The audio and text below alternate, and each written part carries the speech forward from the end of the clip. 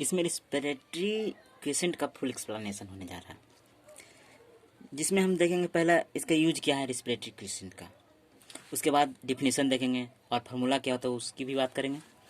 फिर हम कुछ सोर्स भी ले लेंगे एनर्जी का और देखेंगे कि उसका आरक्यू कितना होना चाहिए, कितना होता है जो। ठीक है, तो शुरू करते हैं।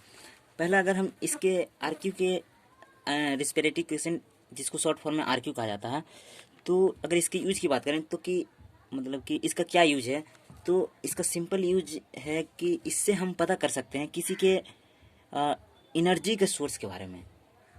मतलब कि it gives information about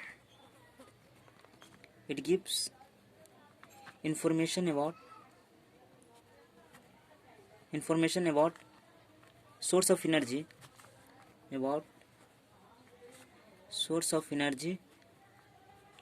an animal is using। कोई एनिमल है वो अपने एनर्जी के लिए किस सोर्स का यूज़ कर रहा है, उसका आरक्यू निकाल के हम पता कर सकते हैं उसके एनर्जी के सोर्स का। Source of energy an animal is using. ठीक है, तो अगली बात अगर हम कहें तो आरक्यू को रिस्पिरेटरी रेशियो भी कहा जाता है, रिस्पिरेटरी रेशियो के भी नाम से जाना जाता है।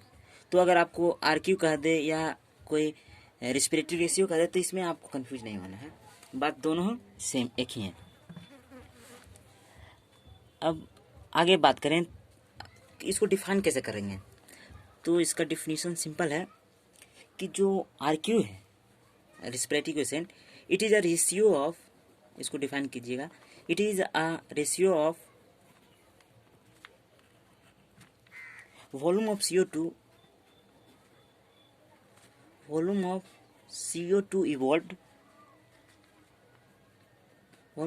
evolved to consume, it is a ratio of volume of CO2 evolved to volume of O2 consumed in respiration.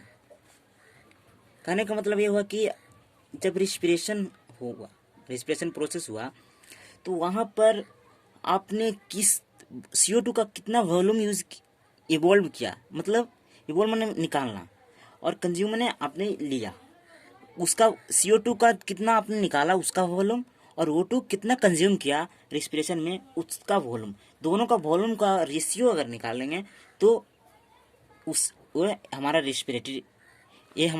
Respiratory question होगा। ठीक, तो इसको आप सिंपल एक फार्मूला के रूप में इस तरह से लिख सकते हैं,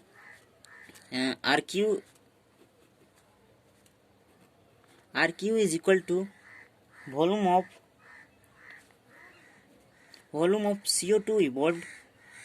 आपने कितना अमाउंट जो है CO2 का इवॉल्व किया, साथ ही by volume of O2 consume, और कितना अमाउंट में O2 का वॉल्यूम आपने कंज्यूम किया, उसका अगर आप रेशियो निकाल देते हैं तो इससे हमारा आरक्यू मतलब रिस्पिरेटरी क्वेश्चन मिल जाता है। ठीक है, अब चलिए कुछ सोर्स की बात कर लेते हैं एनर्जी का, जिसका देखेंगे कि आरक्यू कितना होता है। सबसे पहले हम कार्बोहाइड्रेट्स के लेते हैं। जो कार्बोहाइड्रेट्स है आप जानते हैं कि वो एक एनर्जी का सोर्स है कार्बोहाइड्रेट्स। तो इसका जो आरक्यू होगा, हाँ ठीक है, तो कार्बोहाइड्रेट्स का जो आरक्यू होता है,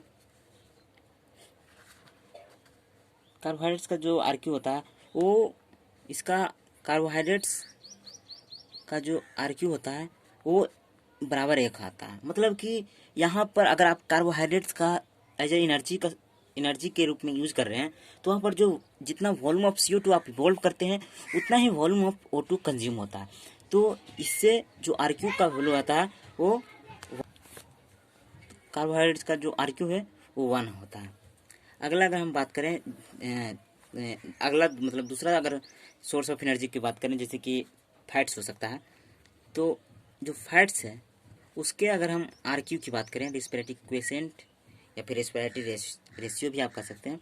तो फैट्स का जो आरक्यू होता है वो आरक्यू यहाँ पर आरक्यू जो है वो लेस देन 1 होता है, डेट इज लेस देन 1, एक से कम होता है। मतलब कि CO2 इवॉल्व यहाँ पर जो हुआ होगा उसका वॉल्यूम क्या होगा, कम होगा, और जो CO2 का वॉल्यूम जो कंज्यूम हुआ होगा वो ज़्यादा होगा, तभी तो इसका जो रेशियो होगा वो एक से कम आएगा। यहाँ पर CO2 का जो वॉल्यूम है वो कम होगा और O2 का जो वॉल्यूम होगा वो ज़्यादा होगा। ठीक है, तो इसलिए इसका जो आरक्यू होता है वो लेस देन 1 होता है। अब हम बात करते हैं प्रोटीन्स की।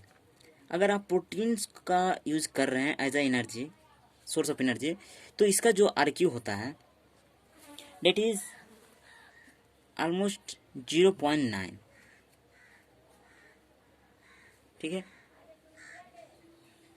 और लास्ट में मैं एक बोनस बता दूं कि बोनस के रूप में बोनस देख लेते हैं। तो जो आरक्यू है हमारा, इससे तो बात पता चल रही है कि सबका अलग अलग होता है। जैसे कि फैट्स का कुछ अलग आरक्यू आया, कार्बोहाइड्रेट्स का कुछ अलग है, प्रोटीन्स का आरक्यू कुछ अलग है। तो इससे एक बात तो जाहिर है कि जो आरक्यू है, आरक्यू जो है दैट डिपेंड्स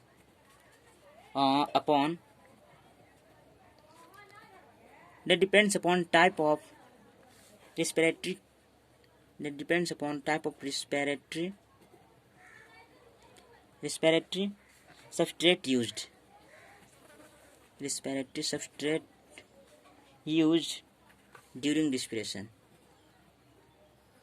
कहने का मतलब ये हुआ कि आप रिस्पिरेशन के दौरान किस तरह की कौन सा आप रिस्पिरेटरी सबस्ट्रेट का यूज कर रहे हैं, मतलब सोर्स ऑफ एनर्जी का यूज कर रहे हैं, that will determine the value of RQ. ठीक है।